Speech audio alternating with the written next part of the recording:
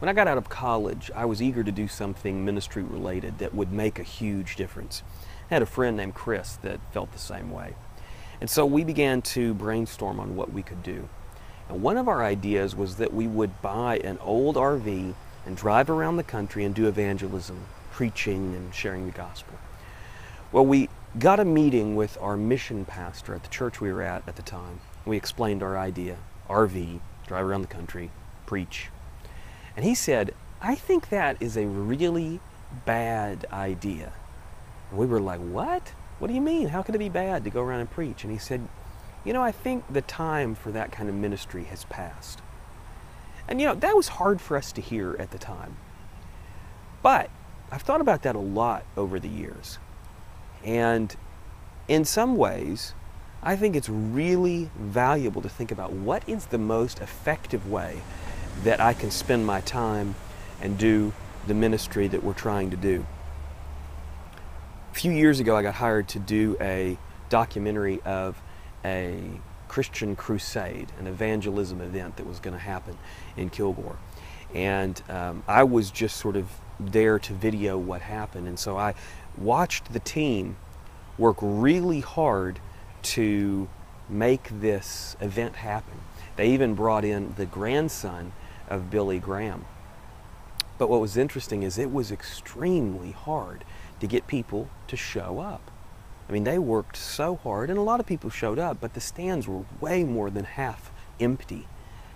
And so it was a reminder that, yeah, maybe the time has passed for that style of ministry.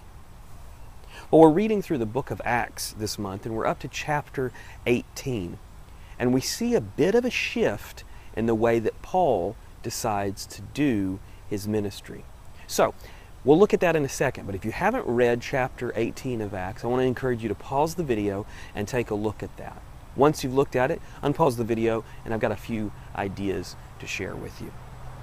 So if you're still watching, I assume that means that you've read the chapter. So maybe there's a few things that would be valuable to know here.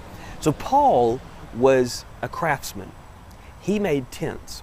Now that word, tent maker, can mean a leather worker, someone that works with their hands to make leather goods or tents, things like that.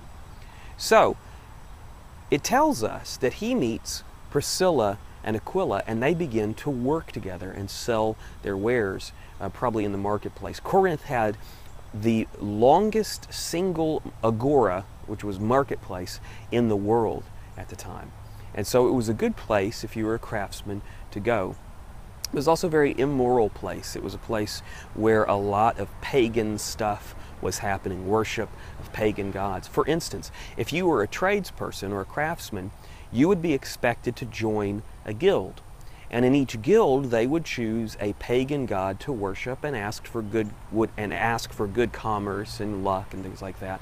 They would eat meat sacrificed to idols in the temples at their guild banquets and things like that. And so Paul, being a Jew, he just couldn't engage in that. I mean, that just wasn't going to happen. It wasn't in his cards. So as a craftsman, it was really hard to be isolated. It was really hard to be on your own.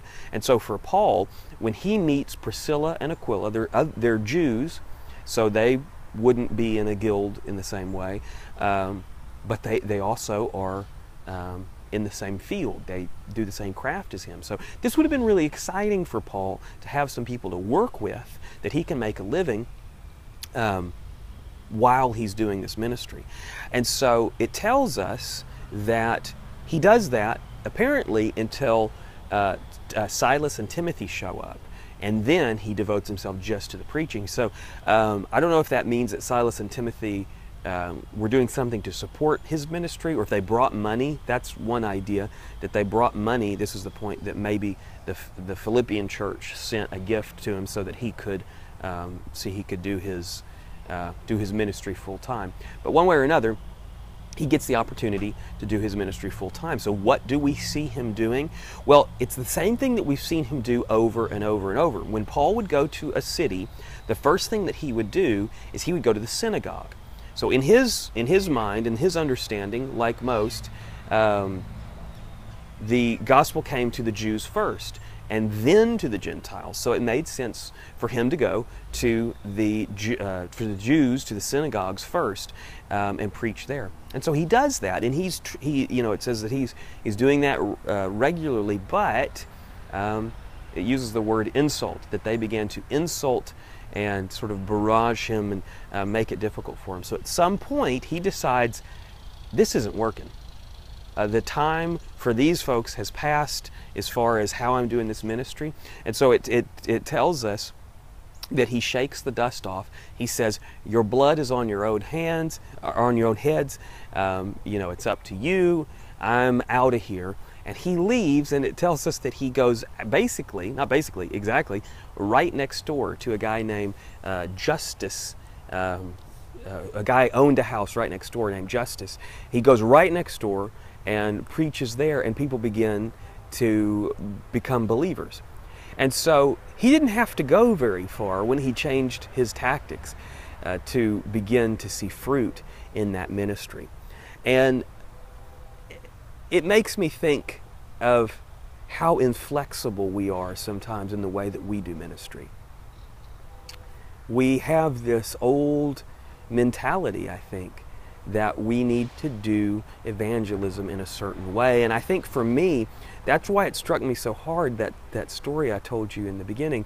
That's kind of why it struck me so hard when he said he thought that type of evangelism was a bad idea, that time had passed. It reminds me of this guy that stands in the corner in our town. I live in Longview. And so there's a guy that stands in button up and tie, hat, and a big Bible. And he stands out there and he preaches at the cars that go by. I mean, but you can't hear what he's saying. He's red in the face and he's sweaty.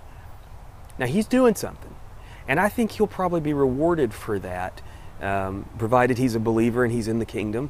He'll probably be rewarded for that because he's trying, he's using what he's been given, his time, to go and stand on the corner and yell at cars. Hopefully he's yelling a very clear, precise gospel. Who knows? I've never really listened for long enough to know what he's talking about. But I've thought often that what could that guy do if he were willing to abandon an old world idea and use that same energy and that same passion to do a new kind of ministry, to share the same gospel.